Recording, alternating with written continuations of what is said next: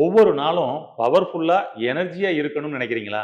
நான் சொல்ற இந்த 7 டீய 7 நாளும் தொடர்ந்து எடுங்க. என்ன மாற்றம் நடக்குதுன்னு பாருங்க. சுவாசி ஹெல்த் ஸ்பாட் சேனல் வியூவர்ஸ் அனைவருக்கும் வணக்கம். பெரும்பாலும் காலையில பெட் காஃபி சாப்பிடலன்னா பைத்தியம் பிடிச்ச மாரி இருக்குன்னு சொல்லிட்டு பல பேரோட கமெண்ட்ஸ் வந்து பார்த்தோம். இந்த பால், டீ, காஃபி என்ன பண்ணுது அப்படின்னம்னா, அடுத்து உடனேயே திரும்பவும் பால், டீ, காஃபி ஒரு 6 மணி நேரம் கழிச்சு, குறைஞ்சபட்சம் 3 மணி நேரம் கழிச்சு நீங்க எடுக்கணும். அத எடுக்க வைக்கிறதுக்காக உங்களுடைய உடம்ப சோர்வாக்கும். இந்த சோர்வு வந்த உடனே ஒரு டீ சாப்பிடுறோம். டீ சாப்பிட்ட உடனே தான் நல்லா எனர்ஜி ஆயிருதுப்பா. அதனால சோர்வ போக்குறதுக்காக தான் நான் அந்த டீ சாப்பிட்டேன்னு நீங்க நினைக்கிறீங்க. ஆனா, முதல் வேளை எடுத்த டீ தான் உங்க உடம்பையே சோர்வாக்குச்சு அப்படின்னு சொன்னா உங்களால நம்ப முடியுமா? ஆனா அதாங்க உண்மை. அதனால உங்கள் உடல் அடிக்கடி சோர்வாகுதா? நீங்கள் எடுத்த பால், டீ, காஃபி தான் அதற்கு காரணம். இந்த பால், டீ, காஃபில இருந்து அதாவது மில்க் ப்ராடக்ட்ல இருந்து தயார் பண்ணப்பட்ட டீ, காஃபி வேண்டாங்க. அது உங்களுக்கு பல நோய்கள வர வைக்கிறதுக்கும் வாய்ப்பா இருக்கு. சரிங்க, அப்ப அதுக்கு நான் என்ன பண்றது? அதுக்கு மாற்றா வேற ஏதாவது சொல்யூஷன் இருக்கா அப்படின்னா, நிச்சயமா. சில ஹெர்பல் டீஸ் இருக்குதுங்க. இந்த டீஸ நீங்க வந்து ட்ரை பண்ணி பாருங்க. அதுவும் குறிப்பா காலை வேளையில இந்த டீய நீங்க எடுத்தீங்க அப்படின்னு சொல்லி சொன்னோம்னா, அன்றைய நாள் முழுவதுமே பாருங்க, உங்களுக்கு தூக்கம் வராது, சோர்வாகாது, டயர்ட் ஆகாது, டென்ஷன் ஆகாது, கிரியேட்டிவிட்டி உங்களுக்குள்ள வந்து அதிகரிச்சிருக்கும். நல்லா ஆக்டிவா இருப்பீங்க அன்றைய நாள் முழுவதும். அப்படி என்னங்க அந்த ஹெர்பல் டீன்னு கேட்கிறீங்கன்னா, 7 நாளைக்கு 7 டீ சொல்றேன். அத சரியா 7 நாளும் கடைபிடிங்க. ஒரு வாரத்துல என்ன மாற்றம் நடக்குதுன்னு பாருங்க. அப்படியே அடுத்தடுத்த வாரங்களும் அத நீங்க கன்டின்யூ பண்ணலாம். பொதுவாக நம்ம உடம்புல 11 மண்டலங்கள் இருக்குதுங்க. ஒவ்வொரு மண்டலமும் உள்ளுக்குள்ள ஒவ்வொரு நொடியும் செயல்பட்டுக்கிட்டே இருக்குது. அப்ப அந்த மண்டலத்தில் செயல்படும் பொழுது ஏற்படக்கூடிய கழிவுகள நாம வெளியேத்துறோமா அப்படின்னு பார்த்தோம்னா, அதுதான் வெளியேத்தப்படல. அந்த இதுக்கு தேவையான சத்துக்கள நாம கொடுக்கிறோமான்னு பார்த்தோம்னா, அதுதான் கொடுக்கல. நமக்கு என்ன தோணுதோ அத நம்ம சாப்பிட்டுக்கிட்டு போய்க்கிட்டு இருக்கோம். உடம்புக்குள்ள உள்ள ஆர்கனுக்கு, அந்த மண்டலங்களுக்கு நமக்கு என்ன தேவைன்னு சொல்லி நம்ம சாப்பிடுறதில்ல. அந்த வகையில நம்மளுடைய ஒவ்வொரு மண்டலத்துக்கும் தேவையான ஒவ்வொரு டீய நம்ம எடுத்துக்குவோம். அதில் முதல் நாள் நீங்க என்ன எடுத்துக்க போறீங்க அப்படின்னு சொல்லி சொன்னோம்னா, எலும்புச்சம்பழம், தேனு அவ்வளோதாங்க. வேற எதுவுமே கிடையாது. சுடுதண்ணி, கொஞ்சம் எலும்புச்சம்பழம் புழிஞ்சுக்கங்க. கொஞ்சம் தேன் ஊத்திக்கங்க. எலும்புச்சம்பழம், தேனு, சுடுதண்ணி. இந்த டீய நீங்க காலையில எம்ப்டி ஸ்டொமக்ல எடுக்கிறது மூலமா என்ன நடக்கும் அப்படின்னா, உங்களுடைய இருதயம் உங்களுக்கு நன்றி சொல்லும். தேங்க் யூ அப்படின்னு சொல்லி சொல்லும். ஏன் அப்படின்னா, அவர் அந்த பம்பிங் பண்றதுக்கு நீங்க சப்போர்ட் பண்ணி குடுத்துட்டீங்க. சர்க்குலேஷன நல்லா இம்ப்ரூவ் பண்ணி குடுக்கும். அங்க ரத்தத்தில் தேக்கம் ஆகுறது தான் இன்னைக்கு ஹார்ட் அட்டாக்கு, ஸ்ட்ரோக்கு எல்லாமேங்க. இந்த எலும்புச்சம்பழம் ரத்தத்தில தேக்கம் வர வைக்காம பிளட்ட தின் பண்ணும். சர்க்குலேஷன நல்லா இம்ப்ரூவ் பண்ணி குடுக்கும். அதனால பிளட் சர்க்குலேட்டிவ் சிஸ்டம் உங்களுக்கு இம்ப்ரூவ் ஆகும். அப்ப இன்னைக்கு காலையில எலும்புச்சம்பழம், தேன் கலந்த டீ குடிச்சு முதல் நாள ஆரம்பிக்கிறேன்னு உடனடியா முடிவெடுங்க. இதே போல 2வது நாள் நாம என்ன பண்ணணும் அப்படின்னு சொல்லி சொன்னோம்னா, மஞ்சள் தண்ணி, தேன் அவ்வளோதாங்க. அதாவது மஞ்சள் பொடி, தண்ணி, தேன். வேற எதுவுமே இல்ல. 1 ஸ்பூன் மஞ்சள் பொடி எடுத்துக்கங்க. 1 டம்ளர் தண்ணி எடுத்துக்கங்க. வார்ம் வாட்டர், 1 ஸ்பூன் தேன் எடுத்துக்கங்க. கலந்து அப்படியே சாப்பிடுங்க. இப்ப என்ன நடக்கும் அப்படின்னு சொல்லி சொன்னோம்னா, உங்களுடைய பெருங்குடலுக்கு ரொம்ப ஹேப்பி ஆயிரும். ஸ்மால் இன்டெஸ்டைனுக்கு ரொம்ப ரொம்ப ஹேப்பி ஆயிரும். "அப்பா சாமி! உள்ள வாப்பா" அப்படின்னு சொல்லிரும். ஏன்னா, உள்ளுக்குள்ள குட் பாக்டீரியா, பேட் பாக்டீரியா அப்படின்னு சொல்லி இருக்குது. பேட் பாக்டீரியா அதிகமாக இருக்கக்கூடிய இடம் ஸ்மால் இன்டெஸ்டைன், லார்ஜ் இன்டெஸ்டைன் இங்க தான் வந்து பார்த்தீங்கன்னா அதிகமா இருக்கும். இந்த பேட் பாக்டீரியாவ அழிக்கிறதுல இந்த மஞ்சளுக்கு இருக்கக்கூடிய தன்மை வேற எதுக்கும் கிடையாதுங்க. அப்ப 2வது நாள் உங்களுடைய சிறுகுடலையும், பெருங்குடலையும் அப்படி கிளென்சிங் பண்ணி உங்களுடைய நண்பரா அவர மாத்திக்கங்க. உங்களுக்கு பெரும் துணையா இருப்பாரு. 3வது நாள் நாம என்ன பண்ணணும் அப்படின்னு சொல்லி சொன்னோம்னா, ஜிஞ்சர் ஹனி டீ அவ்வளதாங்க. இஞ்சி இருக்கு இல்லையா? இஞ்சில ஒரு ஒரு 1 இன்ச்சுக்கு கட் பண்ணிக்கங்க. அல்லது இஞ்சி சாறு எடுத்துக்கங்க. சுடுதண்ணி, தேன் அவ்வளோதாங்க. 1 டம்ளர் சுடுதண்ணில இஞ்சி சாறு ஊத்தி அல்லது இஞ்சி பீஸ கட் பண்ணி, அத நம்ம கொதிக்க வச்சு தனியா வச்சுக்கலாம். 1 ஸ்பூன் தேன் கலந்துக்கங்க. காலை வேளையில இந்த இஞ்சி, தேன் டீ நீங்க எடுத்தீங்கன்னா, என்ன மாற்றம் நடக்கும் அப்டின்னா, உங்களுடைய நரம்பு மண்டலங்கள் செம்மையா ஆக்டிவ் ஆகும். உங்களுடைய நரம்புகள் மூலமா தாங்க சிக்னல்கள் பறக்குது. அப்போ உங்கள என்னன்னா, புத்துணர்ச்சியா வச்சுக்கும். அன்றைய நாள் முழுவதும் வேலைகள துரிதப்படுத்தும்.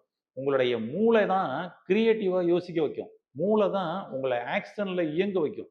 அப்ப இந்த மூளைக்கு புத்துணர்ச்சி தரக்கூடிய ஒரு டீனா, அது இஞ்சி டீங்க. நியூரான் செல்கள ஸ்டிமுலேட் பண்ணும். நர்வஸ ஆக்டிவேட் பண்ணும். அதனால 3வது நாள் நம்ம என்ன எடுத்துக்கிறோம்? இஞ்சி, தேன், டீ அவ்வளோதாங்க. 4வது நாள் என்ன நம்ம எடுத்துக்க போறோம் அப்படின்னு சொல்லி சொன்னோம்னா, கொஞ்சம் ஜீரகம் எடுத்துக்கங்க. அப்புறம் வந்து சோம்பு எடுத்துக்கங்க. அதுக்கப்புறம் மல்லி எடுத்துக்கங்க. அவ்வளோதான். மல்லி தனியா அவ்வளோதாங்க. நல்ல ஒரு 1 1/2 டம்ளர் தண்ணி அல்லது 2 டம்ளர் தண்ணியில கொஞ்சம் ஜீரகம், கொஞ்சம் மல்லி, கொஞ்சம் சோம்பு போட்டு நல்லா பாயில் பண்ணணுங்க. பாயில் பண்ணி நல்லா கொதிச்சு அதோட எசன்ஸ் இறங்கும்.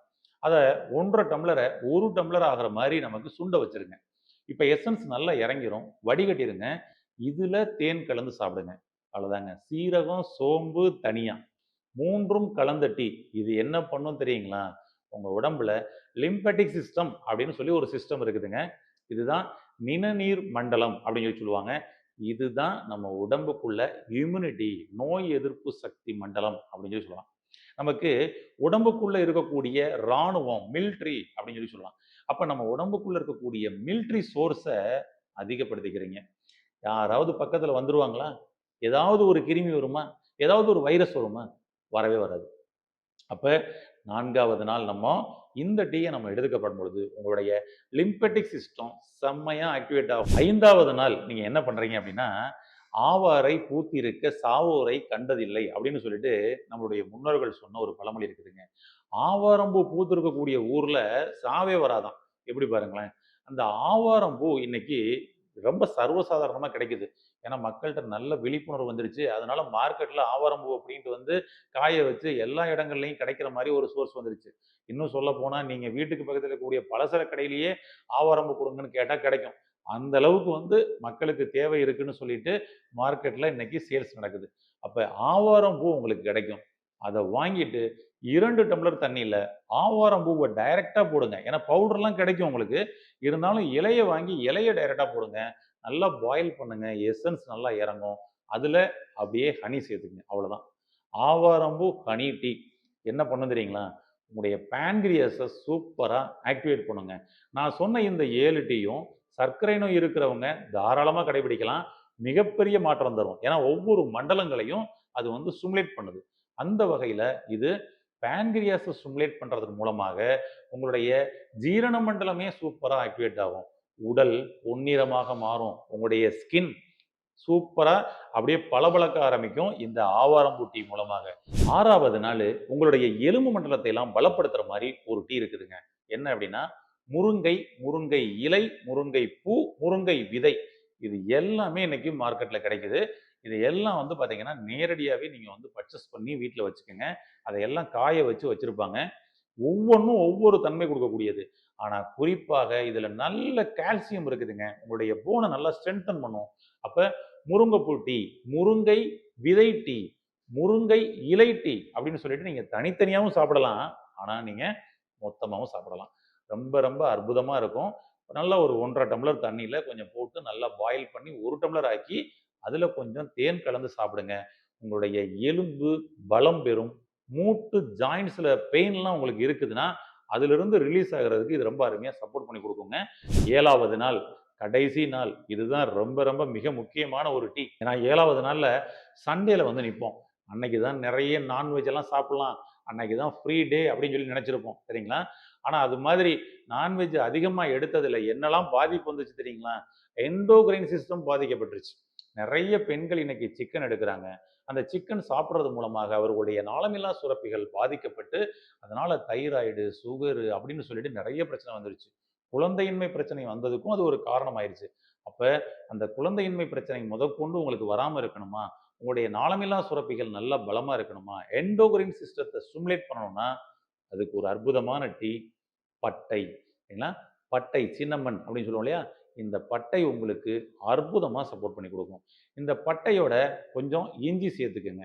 யாரு சேர்க்கலான்னா, வெயிட் நீங்க அதிகமா இருக்கிறீங்க அப்படின்னா, வெயிட்ட குறைக்கணும்னு நினைச்சீங்கன்னா, பட்டை, இஞ்சி, லெமன் அப்படி சேர்த்துக்கங்க.